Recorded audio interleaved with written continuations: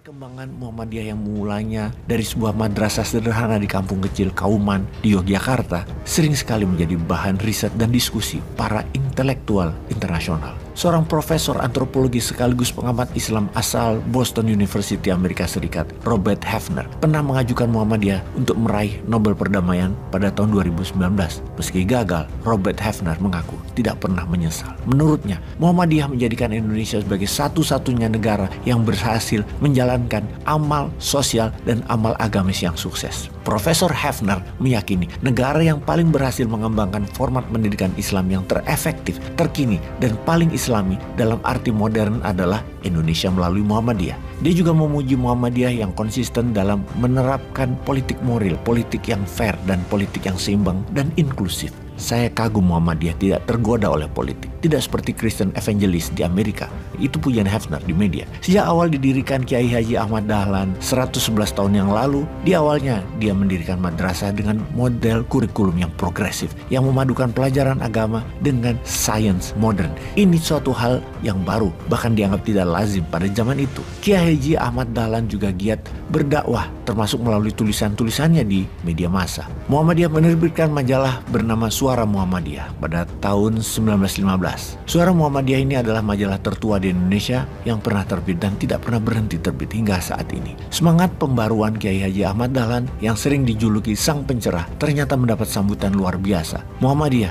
menjadi tempat berkumpulnya para filantropi muslim yang rela mewakafkan harta, tanah maupun ilmunya untuk dikelola Muhammadiyah. Soal wakaf dan zakat adalah soal kepercayaan, dan hal itulah yang dijaga betul oleh Muhammadiyah.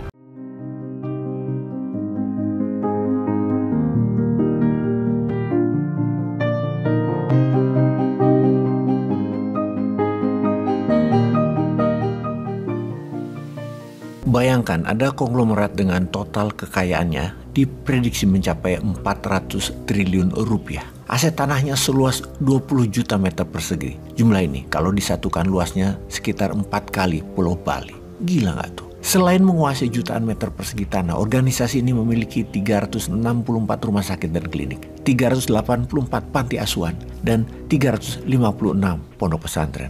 Konglomerasi ini juga telah mendirikan 20.198 masjid yang tersebar di seluruh tanah air, juga di luar negeri seperti Uganda, Afrika Selatan, Jepang, dan menyusul pembangunan masjid di Spanyol. Yang paling mencengangkan adalah aset di bidang pendidikan. Mereka memiliki 20.000 sekolah taman kanak-kanak hingga SD, 3.200 sekolah menengah, dan 164 perguruan tinggi dengan 17.000 dosen dan guru, dengan 554.000 siswa yang tengah menempuh studi di sana. 3 universitasnya masuk jajaran 10 perguruan tinggi Islam terbaik di dunia versi Unirank pada tahun 2021. Universitas Muhammadiyah Surakarta dinobatkan di peringkat ketiga terbaik di dunia di atas Universitas Antarbangsa Malaysia dan Iran, University of Science dan Teknologi. Sedangkan Universitas Muhammadiyah Malang dan Universitas Muhammadiyah Yogyakarta berada di ranking ke-6 dan 8 terbaik di dunia. Benar, kita bukan membicarakan tentang aset seorang konglomerat semacam Prayogo Pangestu atau Khairul Tanjung atau Sembilan Naga. Kita bicara tentang sebuah organisasi keagamaan non-profit, organisasi massa ormas Islam terkaya di dunia, Muhammadiyah. Bagaimana Muhammadiyah bisa sebesar dan sekaya itu? Perkembangan Muhammadiyah yang mulanya dari sebuah madrasah sederhana di kampung kecil Kauman di Yogyakarta sering sekali menjadi bahan riset dan diskusi para intelektual internasional. Seorang profesor antropologi sekaligus pengamat Islam asal Boston University Amerika Serikat, Robert Hefner, pernah mengajukan Muhammadiyah untuk meraih Nobel Perdamaian pada tahun 2019. Meski gagal, Robert Hefner mengaku tidak pernah menyesal. Menurutnya, Muhammadiyah menjadikan Indonesia sebagai satu-satunya negara yang berhasil menjalankan amal sosial dan amal agamis yang sukses. Profesor Hefner meyakini negara yang paling berhasil mengembangkan format pendidikan Islam yang terefektif, terkini, dan paling Islami dalam arti modern adalah Indonesia melalui Muhammadiyah. Dia juga memuji Muhammadiyah yang konsisten dalam menerapkan politik moral, politik yang fair, dan politik yang seimbang dan inklusif. Saya kagum Muhammadiyah tidak tergoda oleh politik. tidak seperti Kristen Evangelist di Amerika.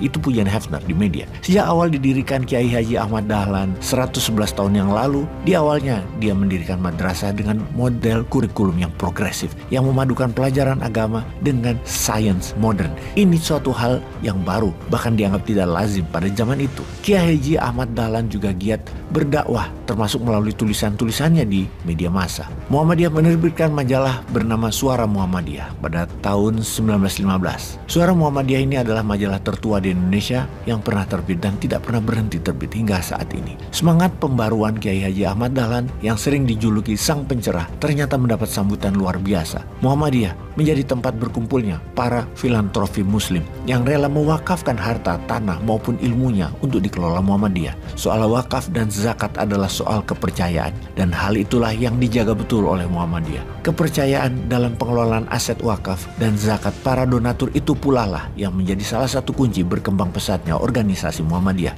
Pendidikan yang membentuk logika berpikir yang kemudian akan menjadikan output berupa akhlak dan adab adalah motonya Muhammadiyah. Sesuai juga dengan penggalan kata-kata Kiai Haji Ahmad Dahlan yang populer, teladan yang baik adalah khotbah yang paling jitu. Sekali lagi, teladan yang baik adalah khotbah yang paling jitu. Jadi bukan kata-kata, tapi perilaku. Baru-baru ini Muhammadiyah juga merambah bidang perhotelan dengan mendirikan Suara Muhammadiyah Tower dan Convention di Yogyakarta. Hotel ini dibangun secara mandiri tanpa sepeser pun hutang dari bank. Langkah ini menandai dimulainya dakwah Muhammadiyah di bidang ekonomi. Setelah menjadi pionir di bidang pendidikan dan karakter building, tampaknya Muhammadiyah juga ingin menjadi role model dalam membangun sarana umum. Pembangunan yang tidak mengandalkan hutang termasuk investasi asing. Muhammadiyah bisa membangun dengan sistem yang baik. Muhammadiyah menganut filosofi Islam yang kuat, memberi lebih baik daripada menerima. Alih-alih meminta bantuan pemerintah, Muhammadiyah justru banyak memberikan bantuan kepada negara. Saat negara kita pontang-panting menghadapi pandemi COVID-19, ratusan rumah sakit dan klinik Muhammadiyah menyediakan fasilitas dan tenaga medis mereka untuk membantu pemerintah. BPJS, Badan Penjamin Kesehatan milik pemerintah, justru berhutang kepada rumah sakit Muhammadiyah lebih dari